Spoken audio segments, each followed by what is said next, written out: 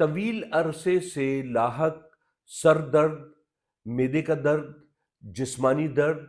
تھکاوٹ اور بخار کی سی کیفیات ہوں اور تمام ٹیسٹ کروانے پر کوئی ایب نارمیلٹی نہ نکلے، اور اس کے ساتھ ساتھ اگر مریض میں اینگزائٹی نیوراسس یا ڈپریشن کی علامات بھی پائی جاتی ہوں، تو یہ تمام علامات یعنی سر درد، معدے کا درد، جسمانی درد، تھکاوٹ اور بخار، یہ سب ڈپریشن کی علامات ہیں، جسمانی علامات ہیں، جس کو ہم سائیکوسومیٹک ڈس آرڈرز یا سائیکوسومیٹک سائن اینڈ سمٹمز کہتے ہیں۔ تو اس کے لیے ہومیوپیتھی میں ایک اعلیٰ اور عرفہ دوا موجود ہے، اگنیشیا 200۔ اس کے 5 قطرے صبح اور 5 قطرے رات نہار منہ استعمال کرنے سے